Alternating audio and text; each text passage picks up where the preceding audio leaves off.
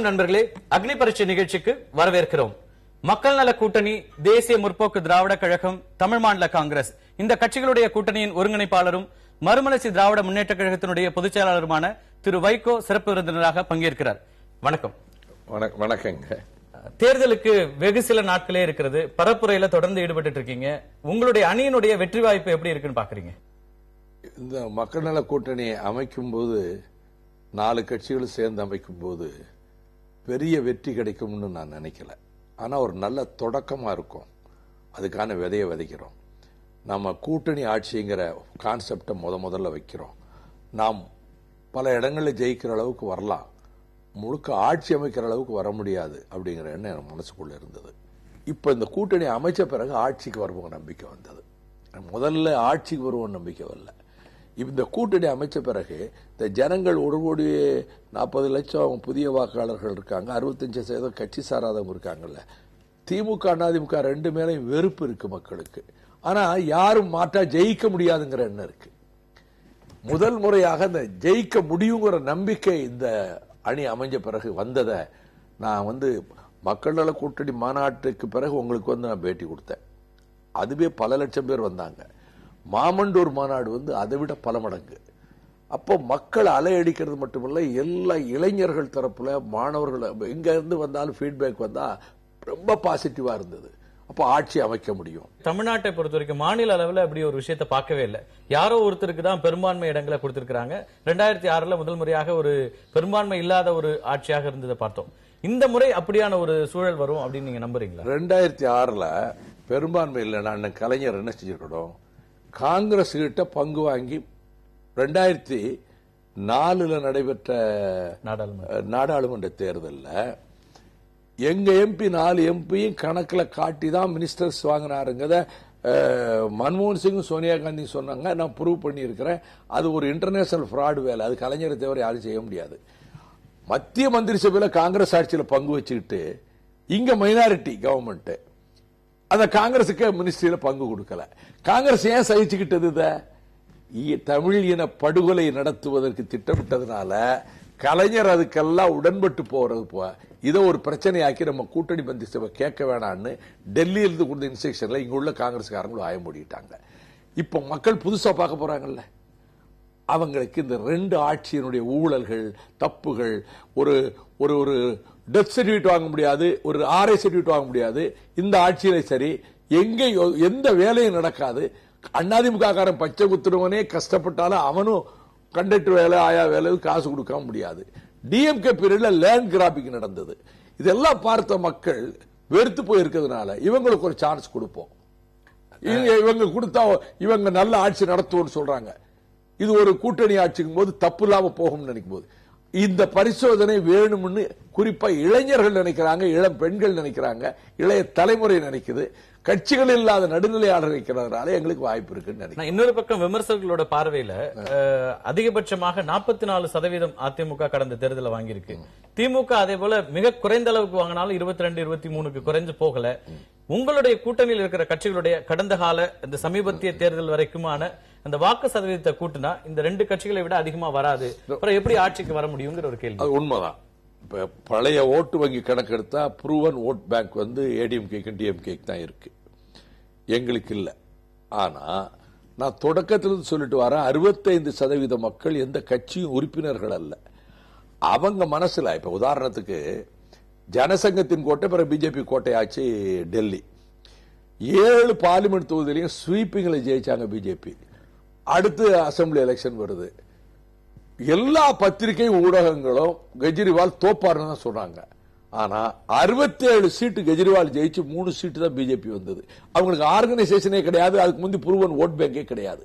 அதுபோல மக்கள் மாற்றம் என்று நினைக்கக்கூடியவங்க இருக்காங்கல்ல, அவங்க ஒரு 25% பேர் குறையாம முடிவுக்கு வரும்போது எங்களுக்கு அவங்க சொல்றபடியே எங்களுக்கு 10 வச்சா கூட 35% கிடைக்கும். நாங்க ஜெயிப்போம்னு நினைக்கிறோம்.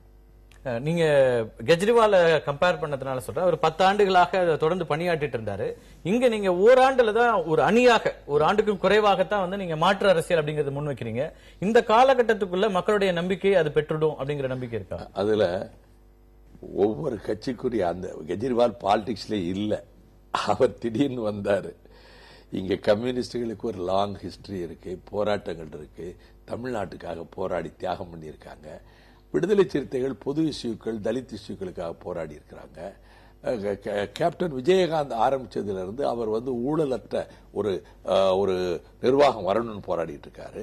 எங்களை பற்றி நான் சொல்லிக்கிட விரும்பல, தமிழகத்தின் அனைத்து பிரச்சனைகளையும் போராடி இருக்கிறோம். இதெல்லாம் குமுலேட்டிவா சேர்த்து பாத்தீங்கன்னா எங்க சர்வீஸ் அதிகம். இன்னொரு பக்கம் நீங்க இப்ப பரப்புரைகள் மூலமா உங்களுக்கு நம்பிக்கை வந்திருக்குன்றீங்க, ஒரு மாற்றை மக்கள் தேர்ந்தெடுப்பாங்கன்றீங்க. திராவிட முன்னேற்ற கழகத்தினுடைய தலைவர் திரு கருணாநிதி சொல்றாரு, கண்ணு கட்டிய தூரம் வரைக்கும் மூன்றாவது அணி அப்படின்னு ஒரு அணியை நான் பார்க்க முடியல அப்படிங்கிறார். அவர் பார்க்க முடியாது. ஏன்னா இப்ப மூணாவது அணி திமுக தான் மூணாவது அணி ஆக போகுது. அவர் கண்ணுக்கு தெரியாது. நாங்க முதல் அணி ஜெயலலிதா, ரெண்டாவது அணி, அவர் மூணாவது அணிக்கு தான் போக போறாரு தேர்தல் முடிவில். அவருக்கு எப்படி தெரியும் மூணாவது அணி? மூன்றாவது அணியை பற்றி அல்லது மக்கள் நல கூட்டணி, தேமுதிக, தமிழ் மாநில காங்கிரஸ், ஒரு 6 கட்சிகள் சேர்ந்து முதல் முறையாக மாற்று அமைச்சிருக்கிறீங்க, பரப்புரையில் இருக்கீங்க.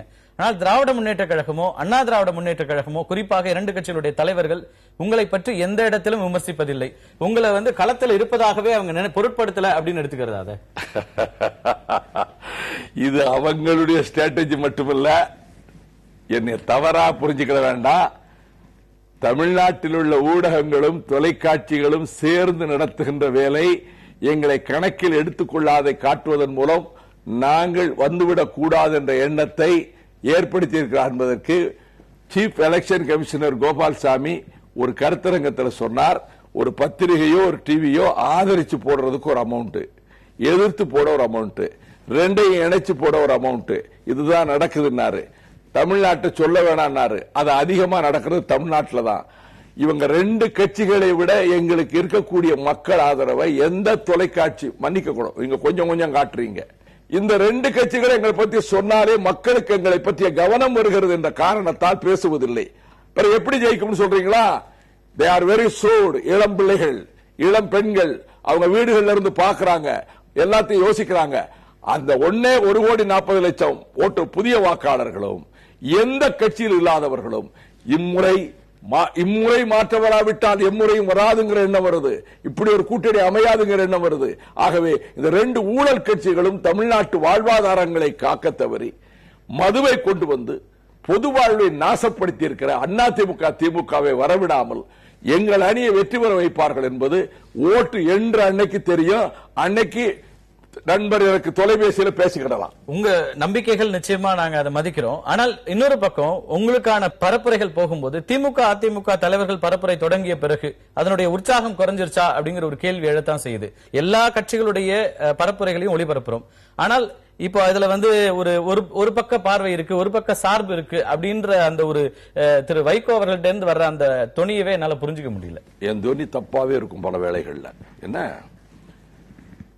நாங்க 6 கட்சியில 7 பேர் தமிழகம் பூரா சுற்றி வாரோம். திமுக அப்படி பிரச்சாரம் பண்ணுதா? அதிமுக அப்படி பிரச்சாரம் பண்ணுதா? பிரச்சாரத்தில் முதல் இடத்தில் இருப்பது தேசிய முற்போக்கு திராவிட கழகம், மக்கள் நல கூட்டணி, தமிழ் மாநில காங்கிரஸ். 7 தலைவர்களும் தமிழகம் பூரா போறோம். காசு கொடுக்காம எங்க கூட்டம் வருது. ஆனா திமுக, அதிமுகவுக்கு காசு கொடுத்தா கூட்டிட்டு வராங்க. 100க்கு 100 உண்மை. கோயில்பட்டியில இப்போ ஸ்டாலின் அந்த பக்கம் வந்ததுக்கு ஒரு ஆளுக்கு 300 ரூபாய் 5 பரோட்டா. 100% உண்மை. இதுதான் எல்லா இடத்திலையும் பணம் கொடுத்து கூட்டிட்டு வராங்க. எங்க ஆளுகள் அவங்களா வராங்க. அதனால உண்மையான பிரச்சார வேகம் எங்களுக்கு தான் இருக்கு. தொலைக்காட்சி பலம் எங்களுக்கு என்ன இருக்கு? எங்களுக்கு ஒரே ஒரு டிவி தான் ஆதரவு டிவி, கேப்டன் டிவி. கலைஞர் குடும்பத்துக்கு 5 டிவி இருக்கு, ஜெயாவுக்கு 4-5 டிவி இருக்கு. இந்த நடுநிலை டிவின்னு நம்பிக்கிட்டு இருக்கிறோமே, இந்த டிவிகளும் உண்மையான நடுநிலையோடு எங்கள் பிரச்சாரத்தை காட்டுவதில்லை. போக்குக்கு 5 நிமிஷம் 10 நிமிஷம் எதை காட்டுவாங்க தெரியுமா? நாங்க ஏதாவது ஒரு கூட்டத்தை பார்த்து சத்தம் போடுறது, ஏய் சத்தம் போடாதேன்னு சொல்றது, ஏன் குடிச்சிட்டு இருக்கிற வெளியேற்றுன்னு சொல்றது. இது விஜயகாந்த் சொன்னாலும் நான் சொன்னாலும் இதை மட்டும் 5 நிமிஷம் காமிச்சிட்டு மக்களுக்கு போய் சேர வேண்டிய கருத்துக்கள் நாங்க நிறைய சொல்றோம் வாக்காளர்களுக்கு. அதை இந்த டிவிகள் காட்டுவதே இல்லை. It is a plant conspiracy. எல்லா உங்களுடைய அத்தனை பொதுக்கூட்டங்களையும் அத்தனை பத்திரிகையாளர் சந்திப்புகளையும் கட்சி சாராத எல்லா டிவிகளையும் நான் என்னால பார்க்க முடியுது. நீங்க உங்களுடைய பார்வையை வைக்கிறீங்க, அதுக்குள்ள நேரம். எனக்கு கருத்து சொல்ல சுதந்திரம் இருக்கு. என் கருத்தை பதிவு செஞ்சிருக்கேன். இன்னொரு பக்கம் உங்களுடைய தேர்தல் அறிக்கைய ஒரு பெரிய விஷயமா சொல்றீங்க, பிரம்மாஸ்திரம் அப்படிங்கிற அளவுக்கு அதை நீங்க சொல்றீங்க. மற்ற கட்சிகளும் தேர்தல் அறிக்கை கொடுத்திருக்கிறாங்க. குறிப்பாக திராவிட முன்னேற்ற கழகம் உள்ளிட்ட கட்சிகள் சொல்றதும் தேர்தல் அறிக்கை எங்களுடைய கதாநாயகன் அப்படின்றாங்க. எந்த விதத்துல உங்க கூட்டணியுடைய தேர்தல் அறிக்கைங்கிறது மாறுபடுது அல்லது மக்கள் ஈர்க்கக்கூடியதாக இருக்கிறது? ஃபர்ஸ்ட் பாயிண்ட் கோலிஷன் கவர்மெண்ட், கூட்டணி ஆட்சி, யாரும் சொல்லாதது. அடுத்தது எத்திக்ஸ் கமிட்டி, நெறிமுறை குழு. அடுத்தது தணிக்கை குழு. விவசாயிகள் கடன்களை, சிறு குறு விவசாயிகளுடைய பயிர்க்கடன் மட்டும்தான் நாங்க ரத்து பண்ணுவோம்னு கலைஞர் சொல்லியிருக்காரு. நாங்க அனைத்து விவசாய கடன்களையும், தேசிய வங்கி கடன்கள், கூட்டுறவு வங்கி கடன்கள், நிலவள வங்கி கடன்கள், தனி நிதி நிறுவன கடன்கள், கந்துவட்டி கடன்கள் அனைத்தையும் நாங்கள் ரத்து செய்வோம்னு சொல்றோம். எங்களுடைய பிரம்மாஸ்திரம் சொல்றதுக்கு நாங்க லோக் ஆயுக்தா சட்டம் கொண்டு வருவோம். திமுகவும் கொண்டு வரல, அதிமுக கொண்டு வரல. அது இப்ப அவங்க சொல்றதோ, ஸ்டாலின் சொல்றதோ ஜனங்களை ஏமாத்துறதுக்கு. இவங்க ஆட்சியில் இருக்கும்போது கொண்டு வரல. ரெண்டு கட்சிகளுமே அந்த வாக்குறுதியை கொடுக்கறாங்க, படிப்படியாக கொண்டு வருவோம், முதல் கையெழுத்து அப்படின்ட்டாங்க. நீங்க வைத்த கோரிக்கைகள் ஏதோ ஒரு வடிவத்துல அவங்களும் ஏற்கிறாங்கன்னு அதை வரவேற்க வேண்டியது தானே? அதாவது திருடனும் சேர்ந்துகிட்டு திருடனை தேடுறேங்கிற மாதிரி இருக்குது. ஏன்னா இதுவரையில இப்ப நடக்கிற ஆட்சியில, ஜெயலலிதா ஆட்சியில திமுக அவனுடைய வட்டாரத்தில் இருக்கக்கூடியவங்க நடத்தக்கூடிய எலைட் டிஸ்டிலரிஸ், எஸ்என்ஜே டிஸ்டிலரிஸ் இருந்து இந்த 4.5 yearsல 24,000 crores IMFL பிராந்தி, விஸ்கி, ரம், ஒயின் இதெல்லாம் வாங்கியிருக்காங்க. இதுல 15% கமிஷன் அதிமுக கொடுத்திருக்காங்க. நான் சொல்றேன். நான் எந்த அடிப்படையில் எப்படி ஒரு குற்றச்சாட்டு? நான் பல்வேறு அதிகார மையத்தில் இருக்கிறவங்க கிட்ட முழுமையாக விசாரிச்சு ஆதாரம் இல்லாம நான் சொல்லல. இப்ப எல்லாத்துக்கும் வழக்கு போடுறாங்களே, தொடர்ந்து இந்த குற்றச்சாட்டை வைக்கிறீங்க, இது மேல இது கேஸ் போடல, பொய்யா சொல்றாங்க அதிமுகவோ திமுகவோ. திமுக ஆட்சியில அவங்க யார்ட்டான மிடாஸ் டிஸ்டிலரிஸ் கிட்ட 20,000 கோடிக்கு சரக்கு வாங்கியிருக்காங்க. 15% கமிஷன் யாருக்கு கொடுத்திருக்காங்க? திமுக கொடுத்திருக்காங்க. இவங்க 2 பேரும் மதுபான கம்பெனிகள்னா கனிமொழி நாங்கள் வந்தா மூடுவோம் அப்படின்னுட்டு, அப்படி ஒண்ணுமே இல்லைன்னு கலைஞர் சொல்றாரு. மதுவை கொண்டு வந்து தமிழகத்தை சீரழித்த இந்த பாவம் இருக்க, இது மன்னிக்க முடியாதது. இவர்களை யாரும் நம்ப மாட்டாங்க. இவங்க மதுபானத்தை ஒழிப்போன்னு சொல்றது எப்ப? மக்கள் கொந்தளிப்பை ஏமாத்துறதுக்காக இப்ப சொல்றாங்க. இதை யாரும் நம்ப மாட்டார்கள். இதனால் செய்த கொடுமைகள், இதனால் ஏற்பட்ட விளைவுகள் இருக்குல்ல, அதை மக்கள் மறக்க மாட்டாங்க. அதனால மதுவிலக்குன்னு சொல்லக்கூடிய நாங்க உண்மையாக நிறைவேற்றோம். அது மட்டும் இல்ல, இதனால் வரக்கூடிய 29,000 கோடி வருமான இழப்பை எப்படி சமாளிப்பீங்கிறதுக்கு நாங்க எங்களுடைய தேர்தல் அறிக்கையில மிக தெளிவா சொல்லி இருக்கிறோம். தாது மணல், ஆற்று மணல், கிரானைட், இதன் மூலம் அரசுக்கு வர வேண்டிய வருமானத்தை கொண்டு வருவோம். அடுத்து பத்திரப்பதிவு துறை இருக்க, அதுல 15,000 கோடி முறையாக செயல்படுத்திட்டபடி நாங்க சொல்லி இருக்கிறோம். ஆகினால எங்களை பொறுத்த மட்டில் மக்கள் நம்பிக்கையோடு இருக்கா மட்டுமல்ல, இந்த இளம் வாக்காளர்கள், இளம் பிள்ளைகள் இருக்காங்கல்ல, என்னுடைய அப்பீலே அவங்களுக்கு தான். இப்ப கூட அக்னி பரீட்சை மூலமாக நான் விரும்பி, நீங்கள் அழைத்தவுடன் நான் விரும்பி வந்ததற்கு காரணமே, கோடிக்கணக்கான மக்கள் இந்த தொலைக்காட்சியை பார்க்க போறாங்க. அந்த வீடுகளில் பிள்ளைகளை நான் வயசு எனக்கு 70 தாண்டதுனால என் பேர பிள்ளைகள் நினைச்சிட்டு சொல்றேன். ஓட்டு இல்லாத ஸ்கூல் பிள்ளைங்க அரசியல் பேசுறாங்க. அதே மாதிரி உயர்நிலைப்பள்ளி, மேல்நிலைப்பள்ளி, கல்லூரி மாணவ மாணவிகள், வேலையற்ற பட்டதாரிகள், வேலையில இருக்கிறவங்க, இவங்க வீட்டுக்கு வீடு பணம் போக போகுது, யாரும் தடுக்க முடியாது. எலெக்ஷன் கமிஷன் சென்னையில் ஓட்டுக்கு பணம் கொடுத்ததை தடுத்ததாக இன்று வரை ஒரு சம்பவம் கிடையாது. ஒரு சம்பவம் கிடையாது. இந்த முறைதான் அதிகபட்சமாக 76 கோடி ரூபாய் வரைக்கும் நாங்க சீஷர்ஸ் காமிக்கிறோம்ன்றாங்க. தேர்தல் கமிஷன் ஒரு பக்கம் பணங்க, இந்த மாதிரி பணம் கைப்பற்றப்படுறதும் தொடர்ந்துட்டு தானே இருக்கு. அதாவது 234 தொகுதியில தொகுதிக்கு 10 கோடி கொண்டு போய் அதிமுக வச்சிருக்கு. டிஎம்கே 3.5 கோடி வச்சிருக்கு. ஒரு டிப் ஆஃப் தி ஐஸ்பர்க் தான். நத்தம் விஸ்வநாதனுக்கு வேண்டிய அன்புநாதன்கிறவங்க பாராளுமன்ற தேர்தலில் அவ்வளவு பணம் அவர் மூலம் விநியோகமாச்சு.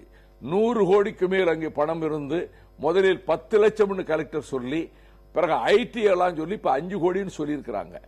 இது எப்படி நடவடிக்கை எடுத்திருக்குல்ல? என்ன நடவடிக்கை எடுத்திருக்கு? வீட்டுல ரெய்டு நடத்தினதாகட்டும் அல்லது இந்த விஷயங்கள் எல்லாமே அப்ப தேர்தல் ஆணையம் ஏதோ ஒரு முயற்சி எடுக்கிறது அப்படிங்கிற அளவுல கூட அதை தேர்தல் ஆணையம் மக்களை ஏமாற்றுகிறது நான் சொல்றேன். ஏன்னு கேளுங்க, ரோட்ல போற வியாபாரி கிட்டையும் விவசாயி கிட்டையும் 50,000 எடுத்து இந்த 5 கோடி எடுத்ததை 4 நாளா போட்டு தேர்தல் கமிஷன் பிரமாதமா வேலை செய்யுதுங்கிற மாதிரி போக்கஸ் பண்ண பயன்படுதே தவிர இதுவரை எங்கேயாவது பணம் கொடுத்து வாக்காளர்களுக்கு கொடுத்த பணத்தை கைப்பற்றியதாக ஒரு இன்சிடென்ட் உண்டா? இதுக்கு முன்னாடி நாங்க பணத்தை கைமையுமாக பிடிச்சு கொடுத்தோம். எங்க ஊர்ல இடைத்தேர்தல், சங்கரங்கோல் இடைத்தேர்தல் ஓட்டுக்கு 1000 ரூபாய் கொடுத்தாங்க. அதிமுக சேர்மன் எம்எல்ஏக்கெல்லாம் ஊர் மக்களை அடிச்சு விரட்டினாங்க. 16 செல்போன் அவங்க கிட்ட இருந்து நாங்க வாங்கிட்டோம். என் வீட்டுக்கே டிஎஸ்பி வந்தாரு. ஆயிரக்கணக்கான மக்கள் திரண்டாங்க. நாங்க புகார் கொடுத்தோம். எங்க பிடிச்சு கொடுத்த 17 பேர் மேல போலீஸ் கேஸ் போட்டுட்டு அந்த பணத்தை பூரா ஏடிஎம் கேட்டு ஒப்படைச்சிட்டாங்க. நான் சீஃப் எலெக்ஷன் கமிஷனருக்கே கம்ப்ளைண்ட் பண்ணேன். சீஃப் எலக்டரல் ஆபீசர் பிரவீன்குமாருக்கும் பண்ணேன். அப்சர்வர் அனுப்புனாரு. அப்சர்வர் பூத்து கிட்ட வந்துட்டு ஒரு பார்வை பார்த்துட்டு பேட்டி கொடுத்தார். இப்படி ஒரு சம்பவமே கலிங்கப்பட்டியில் நடக்கவில்லைன்னு. இது ஒண்ணு போதும். அதனால எங்கேயும் பணத்தை கொடுக்கறத தடுக்கவே முடியாது. ஆனா இந்த முறை நீங்க கடிதம் எழுதினதுக்கு தொடர்ந்து அதிகாரிகளை பெரிய அளவுக்கு மாற்றி இருக்கிறாங்க. 20 அதிகாரிகள், டிஜிபி உட்பட பல்வேறு அதிகாரிகள் மீது நடவடிக்கை எடுக்கப்பட்டது. பெரிய மோசடி வேலை.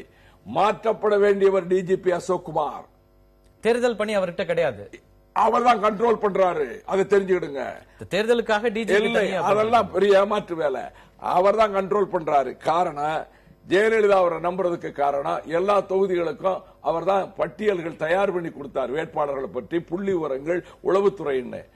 அதே ஒரு நிமிடம் எனக்கு.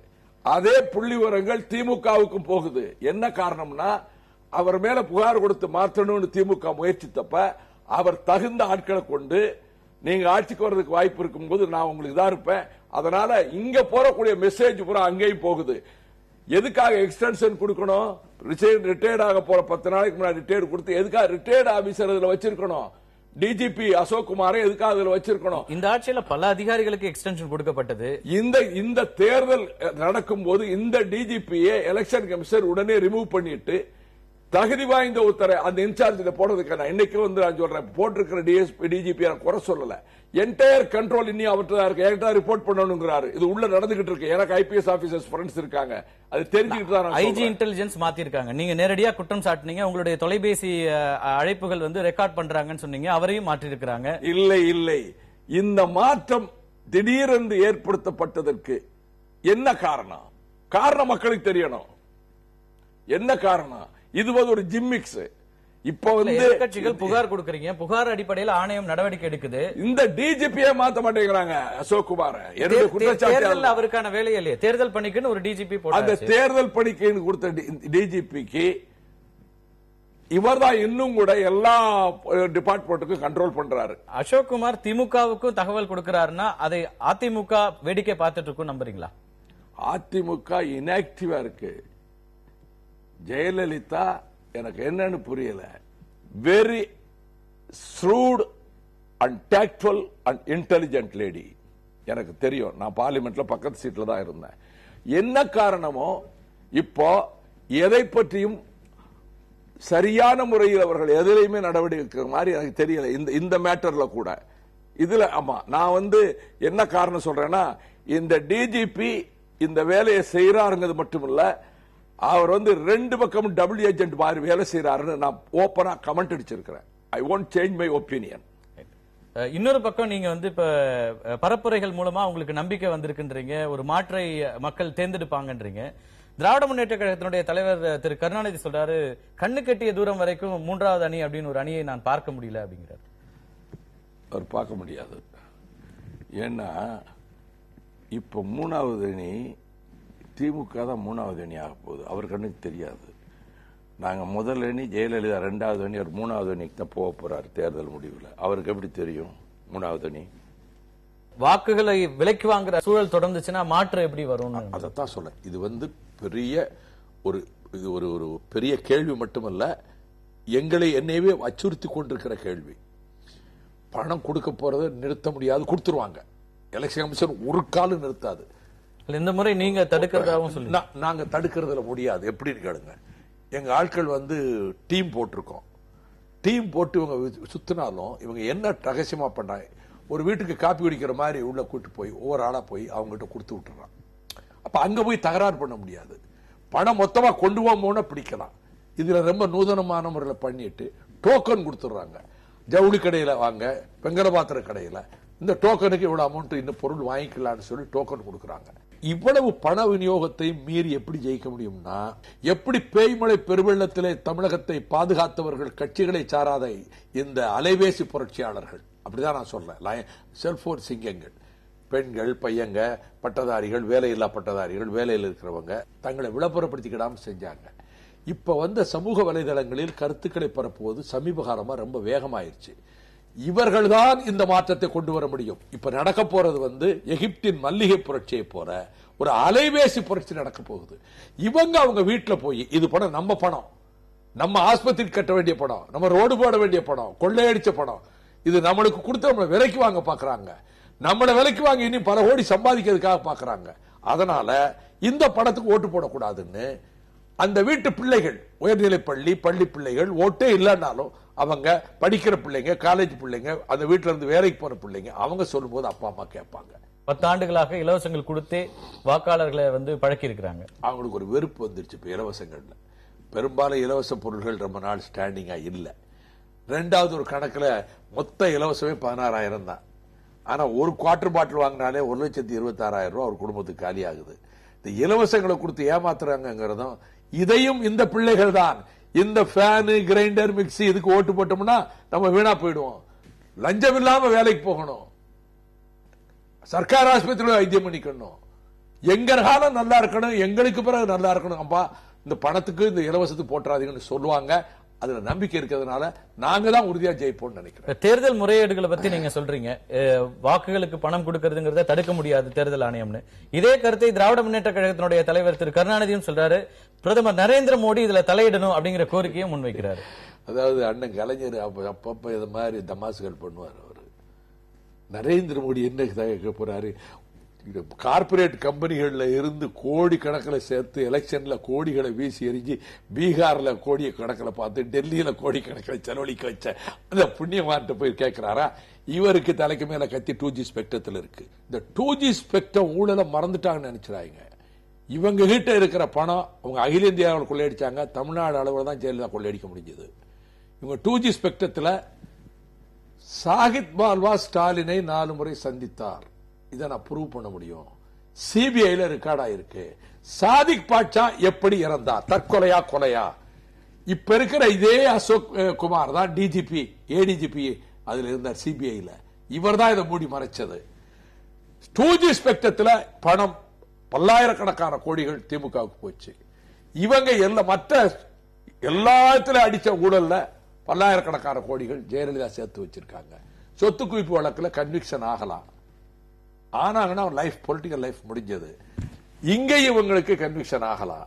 இவரு மத்திய சர்க்காருக்கு இந்த பயத்தினாலதான் எந்த பிரச்சனையிலும் உறுதியாக அவங்களை எதிர்த்து குரல் கொடுக்க முடியாம கலைஞர் அதெல்லாம் அந்த சொல்லக்கூடிய தகுதியே இழந்துட்டார். அவர் சாகித் பால்வா இஷ்யூ பேசினதுனால கேட்கிறேன், அவர் ஏற்கனவே உங்க மேல சட்ட ரீதியா நாங்க நடவடிக்கை எடுப்போம்னு ஸ்டாலின் எடுக்கட்டும், வரவேற்கிறேன், எடுக்கட்டும், வரவேற்கிறேன். அப்பதானே சிபிஐ ரெக்கார்ட்ஸ் நான் வரவழைக்க முடியும், கேஸ் போடட்டும். ரொம்ப நம்பிக்கையா பேசுறீங்க, ஒரு கூட்டணி ஆட்சி அமையும் அப்படின்றீங்க. ஆனா வருகின்ற கருத்து கணிப்புகள், பல கணிப்புகள் வந்துட்டு இருக்குது.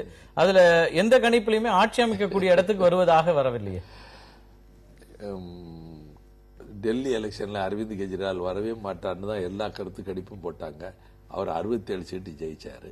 சரி, 2011 சட்டசபை தேர்தலில் இந்த ஜாஃபர் சேட்டு எல்லாத்துக்கும் மெசேஜ்கள் கொடுத்து 130 சீட்டு டிஎம்கே உறுதியா ஜெயிக்கும்னு போட்டாரு. 23 சீட்டு தான் ஜெயிச்சாங்க. இந்த நடந்த பார்லிமெண்ட் எலெக்ஷன் 2014 ஜூனியருடன் 14 சீட்டு உறுதியா டிஎம்கே ஜெயிக்கும், இந்தியா டுடே 13 சீட்டு ஜெயிக்கும்னு போட்டாங்க. ஒரு சீட்டு கூட ஜெயிக்கல. கருத்து கணிப்பெல்லாம் மாயை, இது திட்டமிட்ட ஏமாற்று வேலை. எங்கள் வெற்றியை தடுப்பதற்காக திமுக தொடுத்திருக்கிற அஸ்திரம், அந்த அஸ்திரம் முனைமுறிந்து நொறுங்கி போகும். மாற்று அரசியல் பேசுகிற தமிழ்நாட்டில் இப்ப மாற்று அரசியல் 2-3 அணிகள் பேசுறாங்க. எல்லாமே திராவிட கட்சிகள் ஊழலின் ஊற்றுக்கண் அப்படின்றாங்க. இதே கருத்தை பாரதிய ஜனதா கட்சியினுடைய தேசிய தலைவர் அமித்ஷாவும் நேற்றுக்கு இங்க பேசுறாரு. திராவிட கட்சிகளை எதிர்ப்பதுல பாரதிய ஜனதா கட்சியும் உறுதியா இருக்கு அப்படின்னு பாக்கலாமா? அதாவது பாரதிய ஜனதாவுடைய ஊழல்கள் இனிமே வரும். அவங்க என்ன பண்றாங்க, இப்ப இவ்வளவு பெரிய விவசாயிகளுக்கு துரோகம் பண்ணாங்கல்ல, என்ன அடிப்படையில் ஒபாமாவை சந்திச்சுட்டு மோடி இதை செஞ்சாரு? ஜனங்கள் கவனத்தை திருப்ப தாத்ரியில ஒரு ஏழை இஸ்லாமிய காய்ச்சல படுத்து கிடந்த மாட்டுக்கறி வச்சிருந்தா அடிச்சு கொண்டாங்க. முஸ்லீம்கள்லாம் பாகிஸ்தானுக்கு போகணும்னாங்க.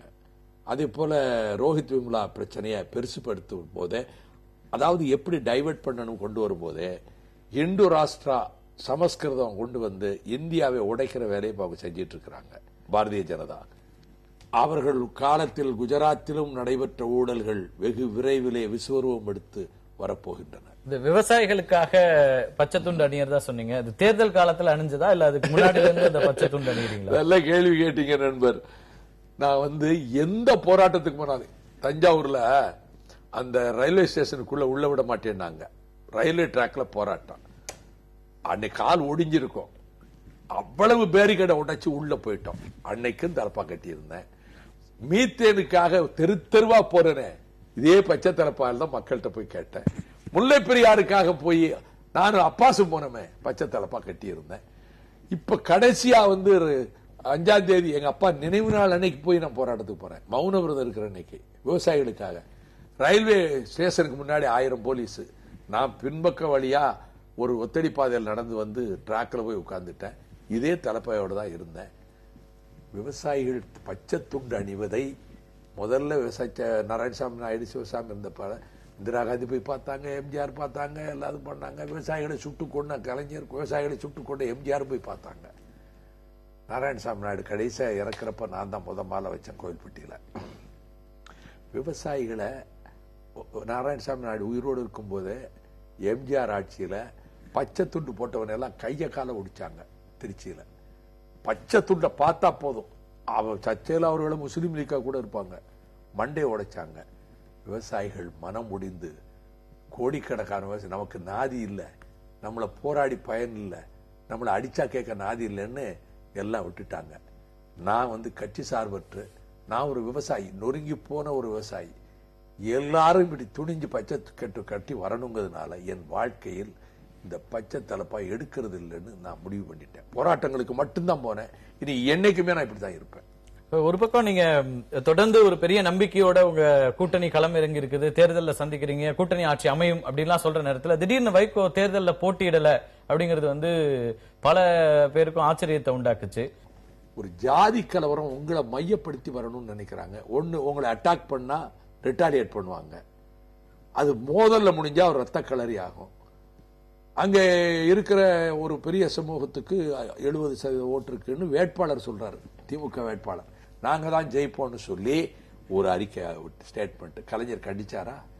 நீ இப்படி ஜாதி, அவர் பெரியார சொல்ற தகுதி இனிமே கலைஞருக்கு இருக்கா? அண்ணா பேரை சொல்ற தகுதி இருக்கா? அப்பதான் இப்படி பகிரங்கமா சொல்லி ஊருக்கு ஆரம்பிக்கிறாங்க போது ஒரு மோதலை விட்டு எப்படியாவது ஒரு ஊர்ல உங்க கல்லை கொண்டு எரிஞ்ச தலையில காயம்னா மோதல் வந்துடும்.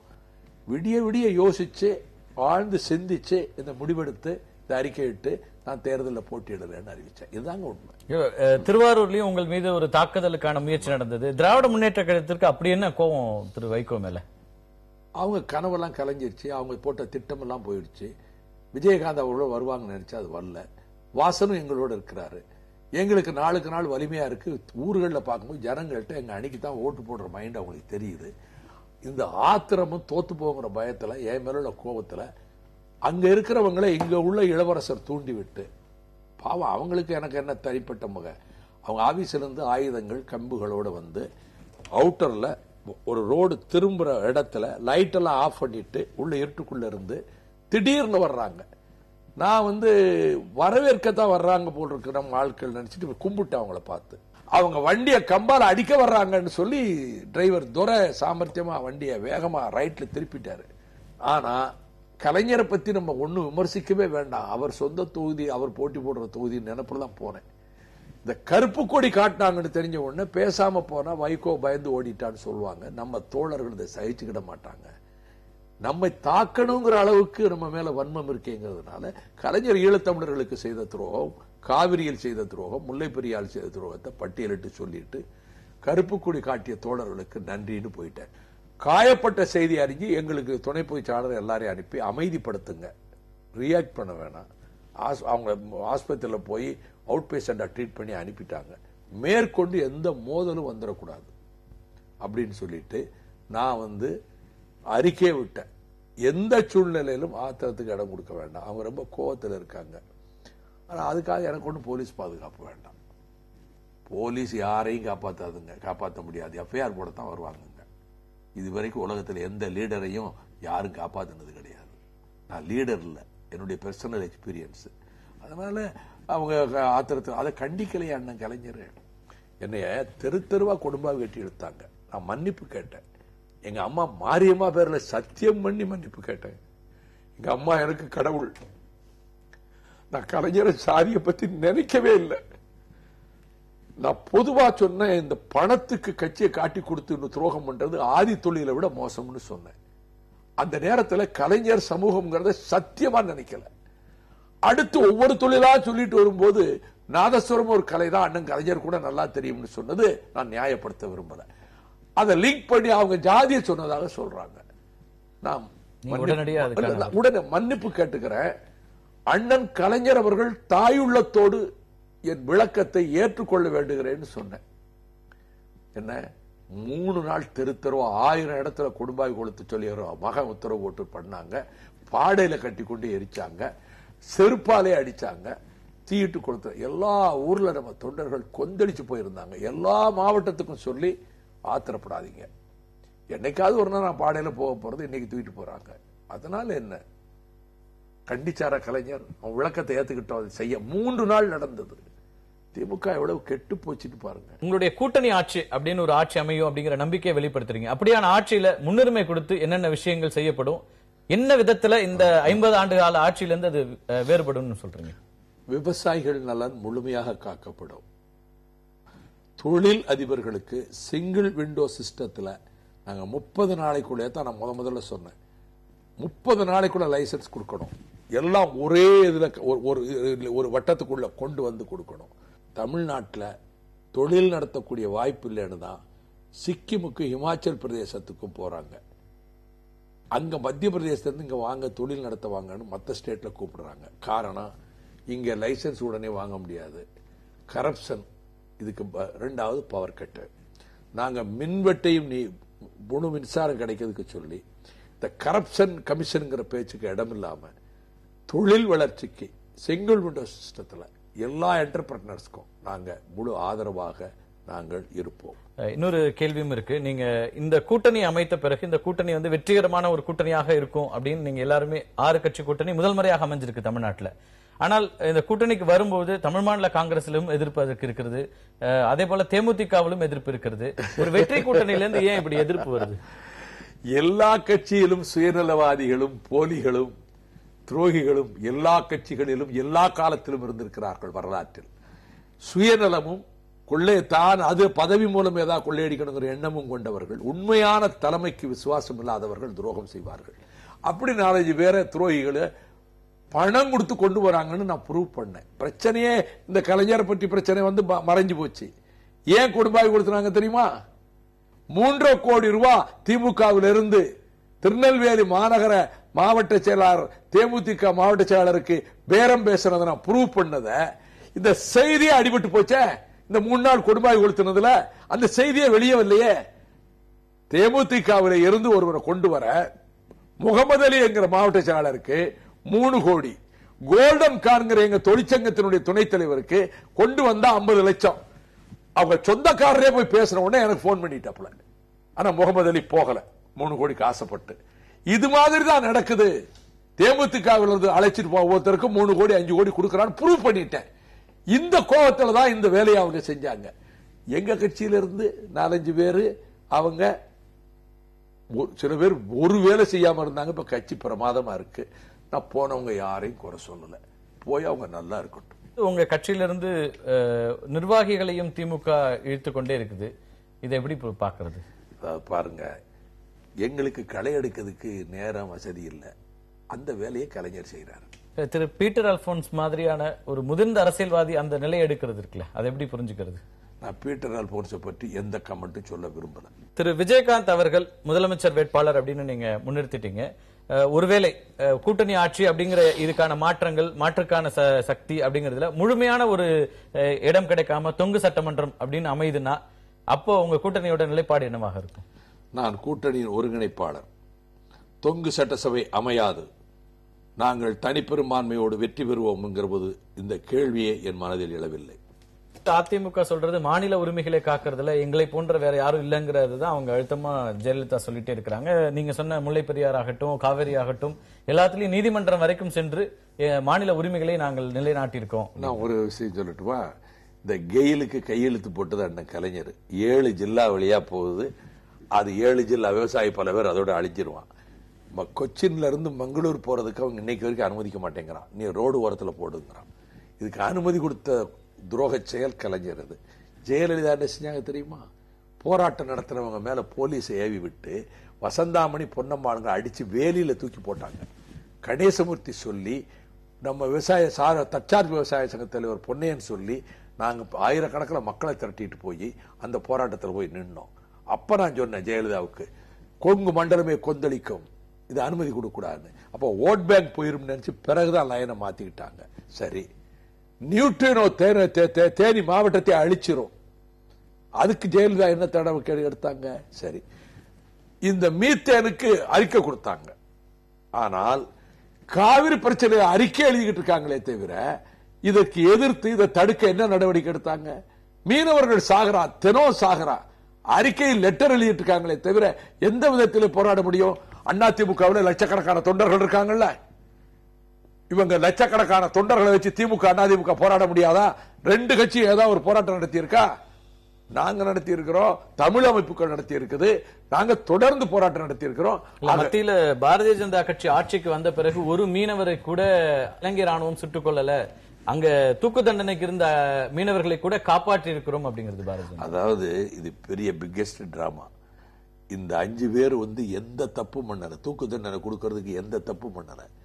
கோர்ட் மூலம், வழக்கறிஞர் மூலமே கூட அதை விடுதலை பண்ண முடியும். நாங்க இதை பண்ணி கொடுத்தோன்னு ஒரு ஷோ காட்டி தமிழ்நாட்டு மக்களை ஏமாத்துறதுக்காக பிஜேபி இந்த வேலையை செஞ்சது. இன்னைக்கு வரைக்கும் அடிச்சு இழுத்துக்கிட்டு போறான், அங்க உள்ள போட்டு சித்திரவதை பண்றான், ஒவ்வொரு நாளும் தாக்குறான். இந்திய அரசாங்கம் அதை தடுத்திருக்கா? மீனவர்கள் தாக்கப்படுவதை தடுத்திருக்கா? இல்ல. அவங்களுக்கு பல அக்ரிமெண்ட் போட்டிருக்கு இந்தியா, பொருளாதார ஒப்பந்தங்கள் போட்டு இலங்கையை இன்னும் பலமாக வலுவடைய செய்ய பார்க்கிறாங்களே.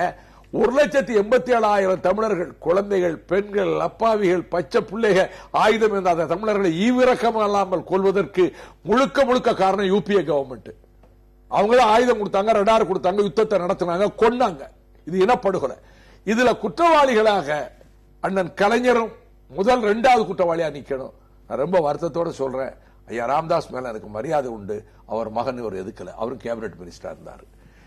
கடைசி வரைக்கும் இந்த பச்சை துரோகம் பண்ண பிறகு இப்போ இந்த இனப்படுகொலை நடத்திய இந்த காங்கிரஸை விட்டு கலைஞர் சொன்னார், கூடா நட்பு கேடாய் முடிந்தது, ஈழத்தமிழர் பிரச்சனை ஏமாத்திட்டாங்க, நீ எந்த காலத்திலையும் கூட்டு கிடையாதுன்னு EVKS இளங்கோவன் சொன்னாரு. நல்ல வேளை சனியை விட்டதுன்னு கருணாநிதியை சொன்னாரு. இலங்கை பிரச்சனையை பொறுத்த வரைக்கும் காங்கிரசுக்கும் பாரதிய ஜனதாவுக்கும் பெரிய வித்தியாசம் இல்ல, பெரிய வித்தியாசம் இல்ல.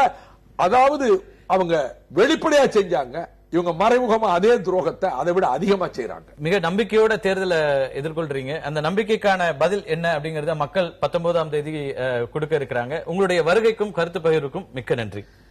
எனக்கு இந்த சோதனையான நேரத்தில்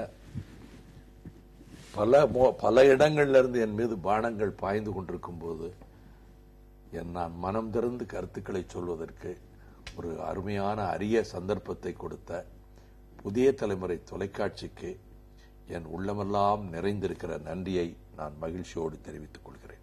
நன்றி. மீண்டும் ஒரு நிகழ்ச்சியில் சந்திக்கலாம் நண்பர்களே. நன்றி, வணக்கம்.